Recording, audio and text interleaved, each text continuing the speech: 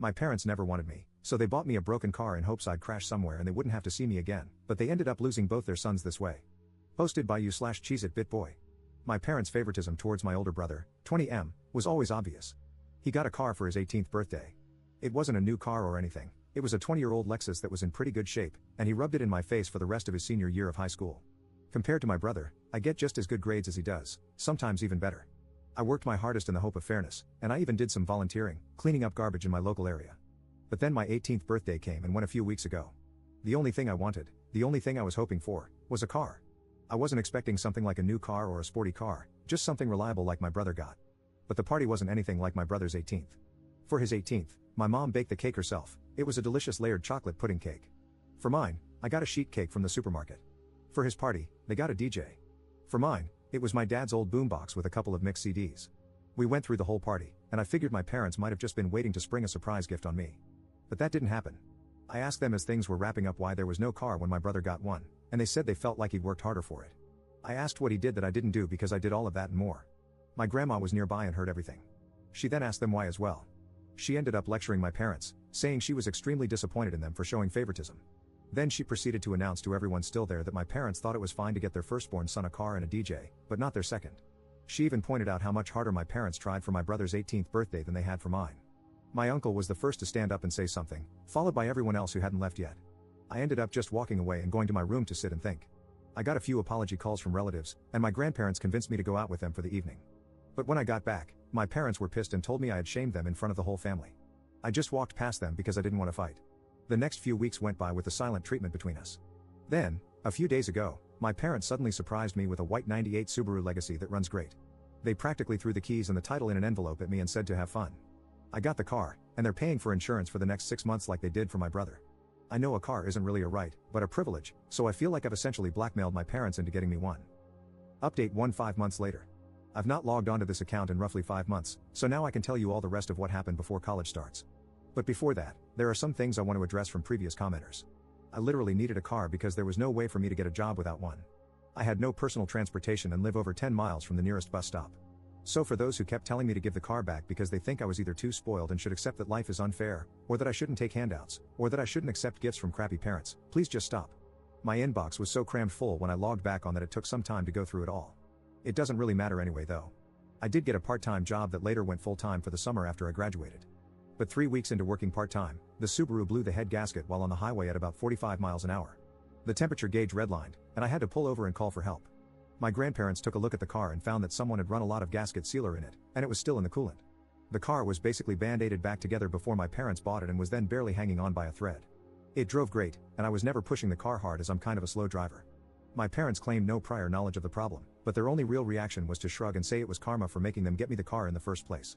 That was a mistake because my grandparents were right there to witness it, and they tore into my parents like none other. My grandma told me to go wait in my room and let them sort it out. It was 2 hours before I was called back into the living room.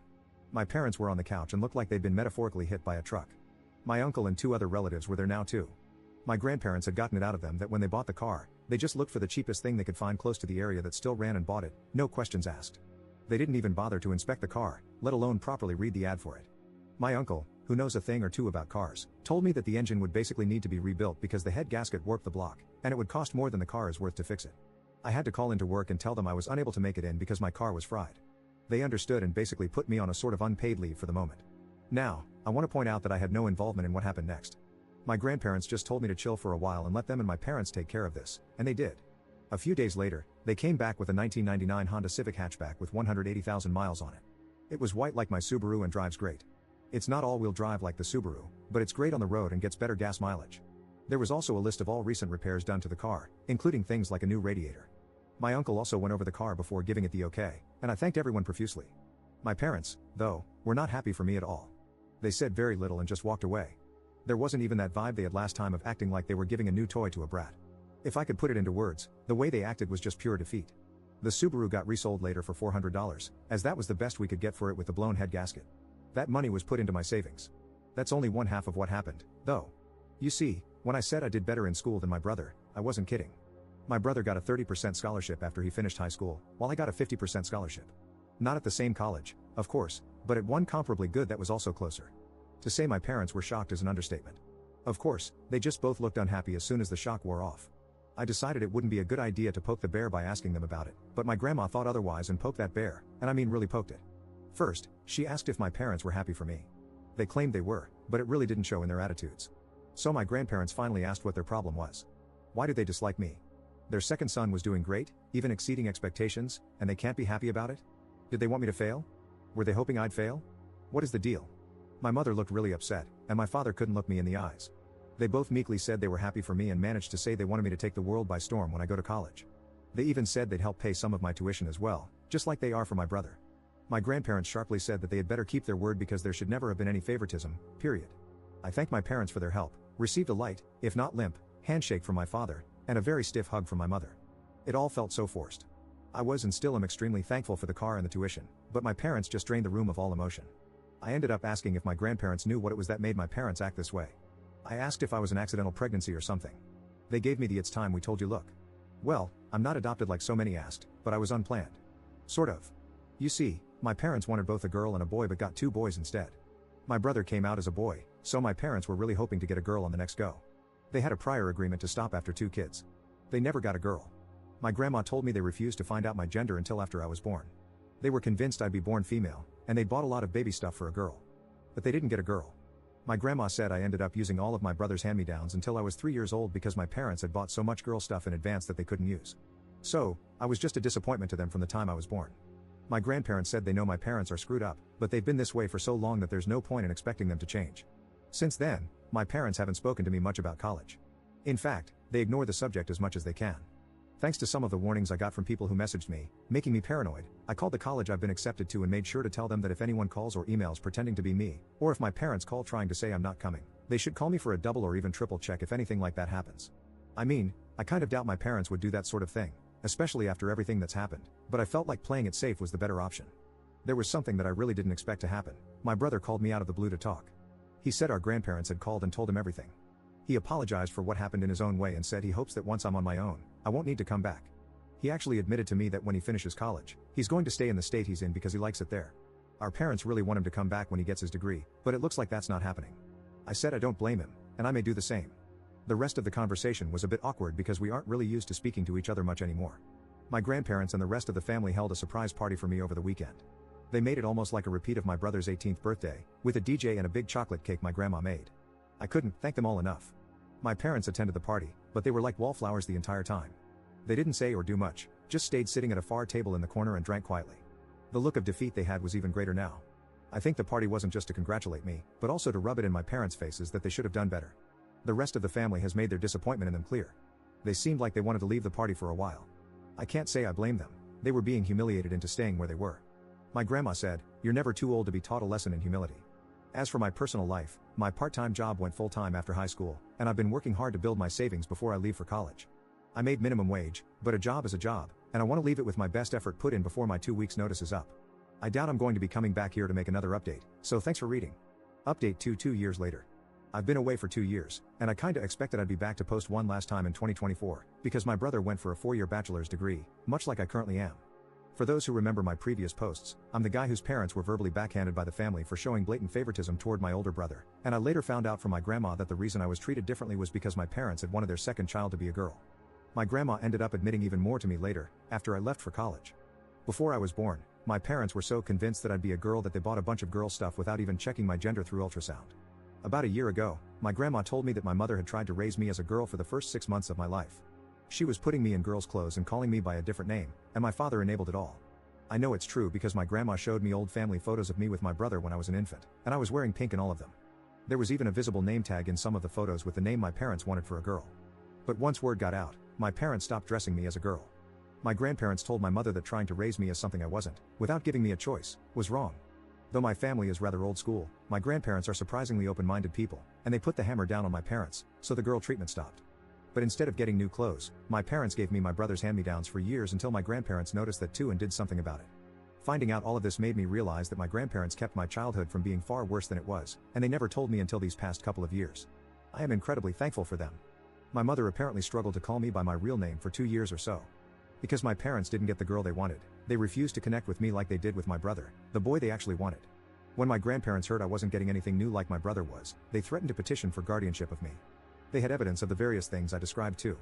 My parents couldn't stand for anything that could become a public scandal, so they stopped with the hand-me-downs and pretended to love me for a while. But as I got older, it degenerated into indifference, and maybe even into hate. I'm not sure. Hate means you still care in some way, but indifference is the actual opposite of love. I just know my parents couldn't accept that their favorite son wasn't the best at everything compared to their unwanted son. Since I moved out, they've barely interacted with the family. They threw themselves into work, partly because the rest of the family forced them to contribute to my college, like they did for my brother. But also because, to them, working was the only thing that gave them a reason to tell everyone to leave them alone. My grandma suspects they've even slept in their cars a few times to avoid coming home. I only saw my parents at Christmas at my uncle's house for the past couple of years, and they barely even spoke to me. Now that I was living my best life away from them, I guess you could say they'd stopped bothering to act like I was their son. They don't want me anymore after the family humiliation they feel they'd suffered, even though they know they brought it on themselves. They've become workaholics who do little else. My grandmother told me my bedroom is basically exactly how I left it on the day I moved out. My parents have not even gone inside my room, but they kept my brother's room clean and ready for the day he'd finally come back home after college. Well, that didn't happen. They flew out to see him for his graduation and had a big celebration with him. I was not invited to go, not that I could afford it. But my grandparents went along, and they gave me the details. My parents were still convinced my brother would be coming back home. That's when he awkwardly told them he had already secured a job through an internship he'd done the past year and had found an apartment of his own too. My father became furious, and my mother lost her mind crying and begging him to come home. But he refused. You see, these past 2 years, my brother and I have reconnected a bit. He found my Reddit account and called me. He wasn't angry, just wanted to talk. He admitted to me that our parents put him through a lot as well. Our mother absolutely smothered him, especially when I wasn't around, and our father was quite strict with his expectations.